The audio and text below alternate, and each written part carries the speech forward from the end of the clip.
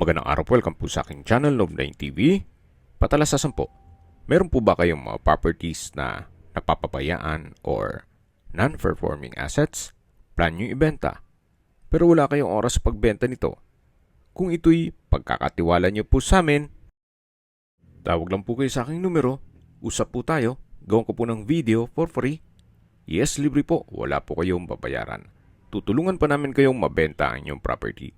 Kami na po bala sa marketing, sa boosting or paid ads. Even sa tripping, hindi na po kayo mapapagod sa pag-entertain ng mga buyers. Kami na po bala sa lahat. Tawag lang po kayo.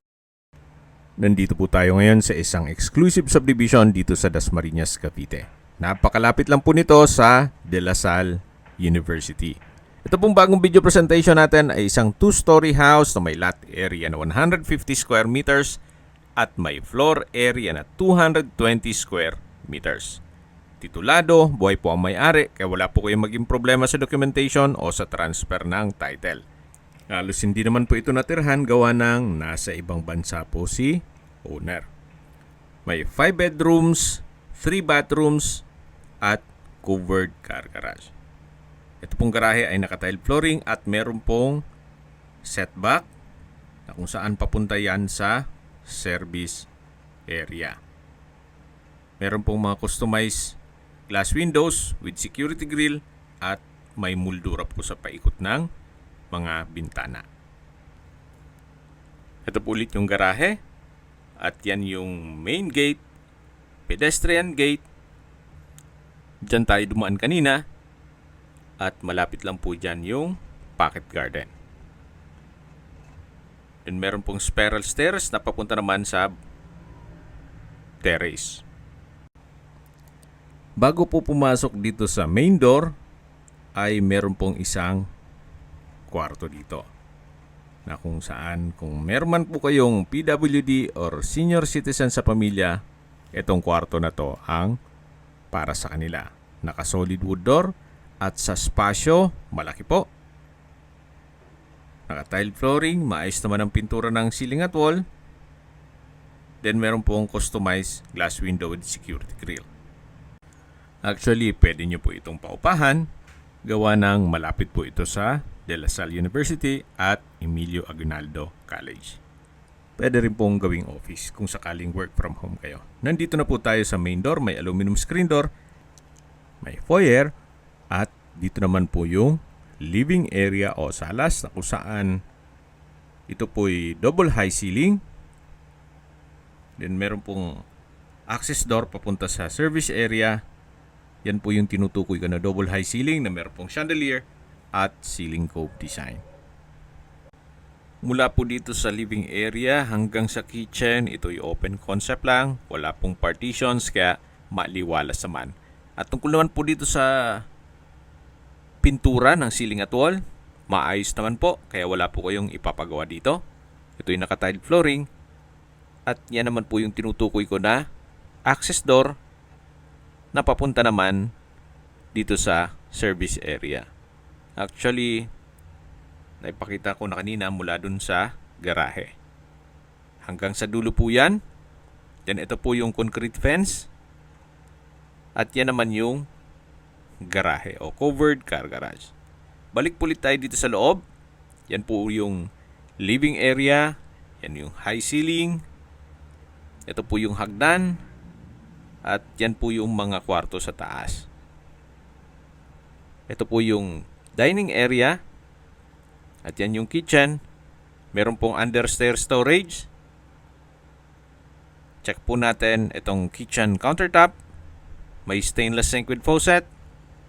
Wall-mounted wooden shelf and cabinet.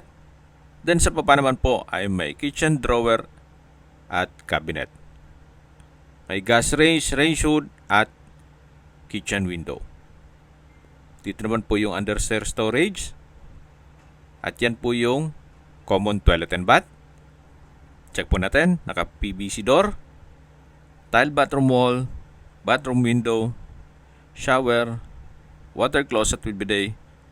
Then may hand wash basin. Then tissue holder. Ito naman po yung another access door na may aluminum screen door papunta naman po ito sa dirty kitchen at extension ng service area. May concrete at tiled countertop, then sink. May steel gate naman po. Yan naman yung papunta sa garahe. May restrictions po dito. Kailangan may setback sa likod ng bahay. Balik na po ulit tayo dito sa loob.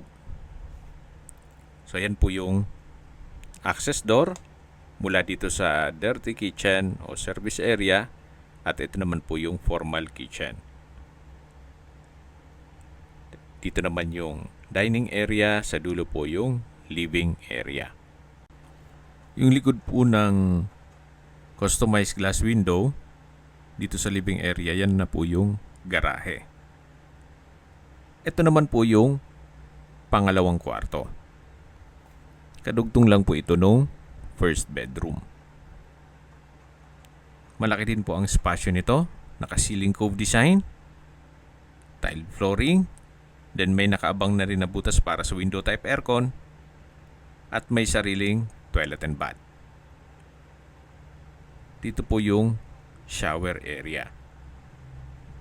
Naka-tile bathroom wall, may hot shower set, then wall-mounted towel holder, at naka-glass blocks po. Dito naman sa kabila ay yung banyo.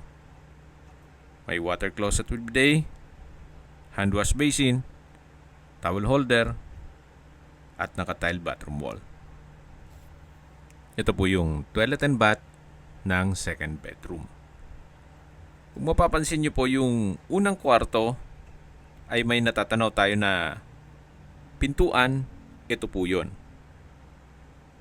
Ito po yung first room na naipresent ko sa inyo kanina. Halos same size lang din po nung second bedroom. Kaya po nang sabi ko sa inyo, pwede naman po itong paupahan mula dun sa first hanggang second bedroom. Isarado nyo na lang itong access door dito. Papasok sa loob ng bahay. Kasi itong first bedroom ay meron pong access door mula dun sa main door. O nakabukod yung access door niya. Ito na po yung hagdan. Naka-concrete staircase. Then stainless handrail. Then metal po ang railing. Mais naman po ang pintura dito sa staircase wall. Samahan niyo po ako. Akyat po tayo. At dito naman po sa taas ay yung tatlong kwarto. Yan po yung hallway. Sa dulo naman ay may access door papunta sa balkonahe o terrace. At ito po yung mga kwarto. Check po natin itong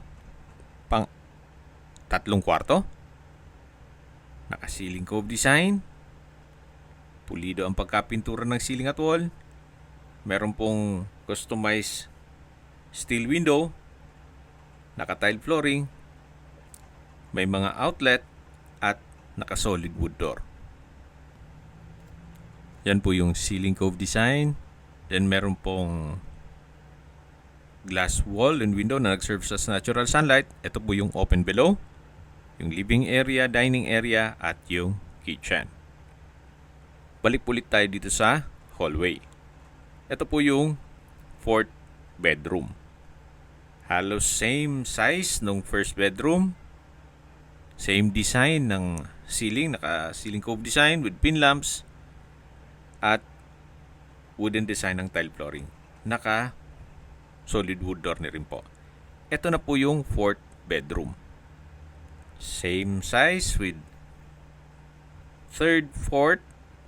Then meron pong ceiling cove design. Then pin lamps. At ito naman po yung common toilet and bath dito sa second floor. May water closet, shower, at hand wash basin.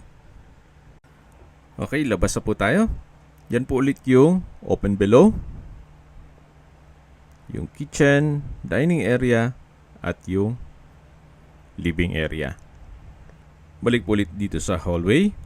Ito po yung fourth bedroom, third bedroom, at ito naman yung access door na papunta sa terrace.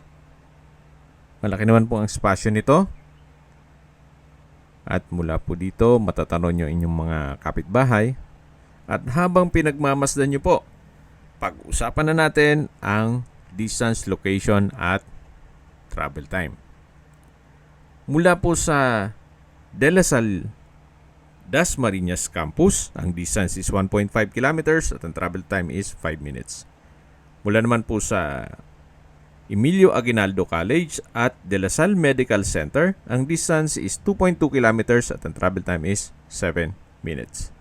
Mula naman po sa Public Market, ito'y walking distance lang po. Mga 3 to 5 minutes walk, nasa Public Market na kayo. At mula naman po sa Windward Subdivision, na kung saan mayroon pong access ng Villar City na connecting MCX, SLEX, Skyway all the way to North Luzon Expressway at ibang parte ng Metro Manila. Mula naman po sa Walter Mart, ang distance is 3.1 kilometers at ang travel time is 11 minutes. Mula naman po sa Manila o sa airport, ang distance is 27.9 kilometers at ang travel time is 1 hour and 4 minutes. At mula naman po sa Robinsons Mall at SM Dasma at Asia Medic Hospital, ang distance is 6.4 kilometers at ang travel time is 19 minutes. Yan po yung lagi kong binabanggit sa aking video na dapat nyo i-consider sa pagharap ng property, yung meron pong malapit na hospital. Hindi ko naman po sinasabing sakitin kayo, yan man po for emergency purpose lang naman. Okay, sa presyo na po tayo. Binebenta po ito ni owner sa halagang 7.8 million pesos net. Kung sakali man po na may mga katanungan kayo, tawag lang po kayo sa aking numero. Sa mga kababayan naman natin nasa ibang bansa, meron po akong WhatsApp, Viber at Telegram. Same number lang po, 0917-316-3399. Sa mga nagtatanong naman po ng aming Facebook, meron po aming Facebook page na Nov9TV at Facebook Real Video. Meron din pong TikTok at Instagram. May ibang YouTube channel po kami, the Nov9TV channel, Nov9TV Listings, Nov9TV On The Spot, Nov9TV Updates, at Nov9TV House Rental. Sana po naibigyan nyo ang video presentation. Paki-like and subscribe na lang po sa aking channel para ma-update din po kayo sa aking future listings. Kung sakali po hanap nyo yung mas malaking sukat ng lupa, meron din po kami ibang listings na pwede nyong pagpilian. Huwag po kayong mag-atubiling tumawag sa amin.